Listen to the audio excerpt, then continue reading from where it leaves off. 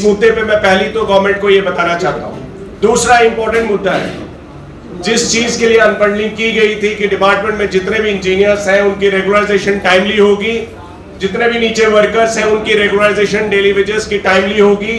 अभी मैं ये कहना चाहता हूँ 2019 से अभी तक पिछले 2 साल में जो पिछले इमीडिएटली 2 साल गए हैं, एक भी रेगुलराइजेशन इंजीनियर्स की नहीं हुई है। सभी जो इंजीनियर्स हैं करंटली डिपार्टमेंट में serving at the level of ED, MD और even chief engineers, all are substantively assistant engineers.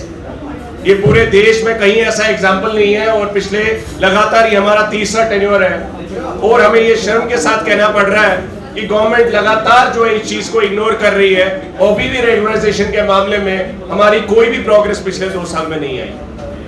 मैं गवर्नमेंट से अपील करना चाहता हूँ इसके ऊपर संजीदा होकर कदम उठाएं।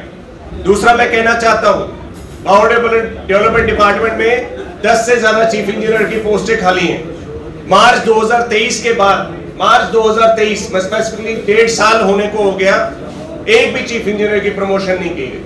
आज की डेट में 10 से ज्यादा वैकेंसी चीफ इंजीनियर लेवल पे खाली है और टोटल सैंक्शन स्ट्रेंथ जहां पे 14 है और आज की डेट में 5 लोग जो है 15 लोगों का काम कर रहे हैं at the level of chief engineer additional charge के बेसिस। ऐसी सुपरिटेंडिंग इंजीनियर्स की पोस्टें 13 से ज्यादा खाली है। एग्जीक्यूटिव इंजीनियर्स जो डिवीजन हेड्स हैं, more than 64 are vacant currently. 127 में से nearly 64 positions are vacant at the level executive engineer जिन्होंने डिवीजन चलाने। More than 100 vacancies at the assistant executive engineer level are vacant. 300 के करीब वैकेंसी जो है डिपार्टमेंट ने कॉर्पोरेशंस के थ्रू एसएसआरबी को भेजी है जूनियर इंजीनियर्स की। More than 20,000 youth are awaiting for these vacancies to compete for those positions. SSRB ने 1 साल लगा दिया, कभी वापस भेजते हैं कभी लेते हैं। भैया डिसीजन लीजिए, SSRB को रिक्रूटमेंट करने के लिए डिसीजन लेना चाहिए।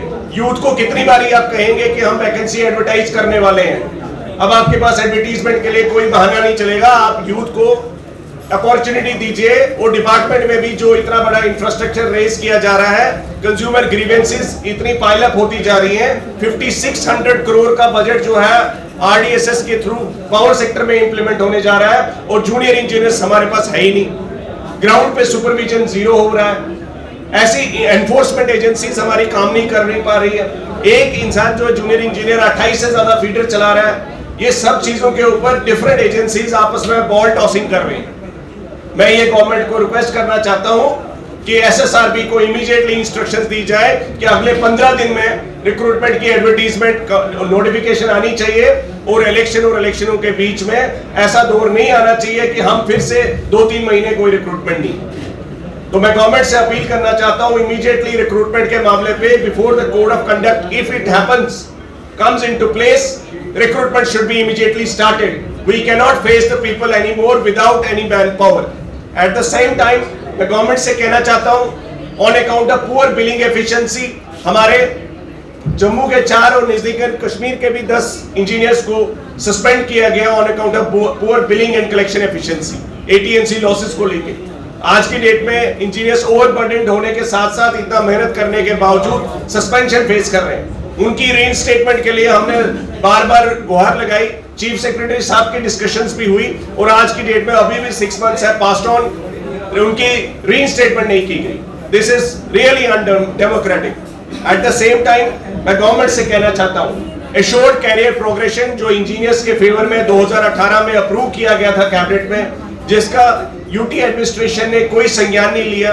अब जो सब कमिटी बनी है फॉर दिस पर्पस, मैं शालीन काबरा साहब से और अपने एडमिनिस्ट्रेटिव सेक्रेटरी प्रिंसिपल सेक्रेटरी साहब राजेश प्रसाद साहब से और चीफ सेक्रेटरी साहब से यह अपील करना चाहता हूं, engineers are the nation builders. आप सब लोगों के सामने उनका काम है।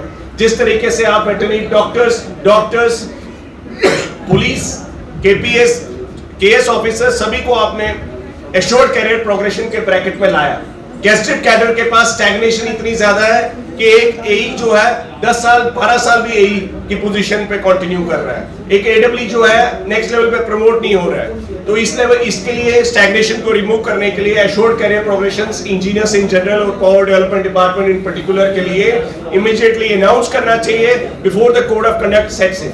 अगर ऐसा होने जा रहा है, मैं गवर्नमेंट से अपील करना चाहता हूं और तमाम पॉलिटिकल डायस्पोरा से भी अपील करना चाहता हूं कि जिस तरीके से जम्मू के मुद्दों को लेके स्पेशली जो एम्प्लॉइज के मुद्दे हैं, एम्प्लॉइज 3.5 लाख मुलाजिम जो है हमारी यूटी में काम कर रहे हैं, एम्प्लॉय फ्रेंडली मेजर्स के ऊपर भी काम होना चाहिए। इस टाइम बजट की ग्रांट्स के ऊपर डिस्कशन है, तो मैं गवर्नमेंट से अपील करना चाहता हूं कि वो पार्लियामेंट में इस चीज को रखे और जम्मू कश्मीर के एम्प्लॉइज को यूटी में आने के बाद कोई ऐसा इंसेंटिवाइज किया जाए जिसकी वजह से वो जो है मोटिवेट भी हो, रिक्रूटमेंट को फ्लिप मिले और जो है ग्राउंड पे कंज्यूमर्स को भी राहत मिले।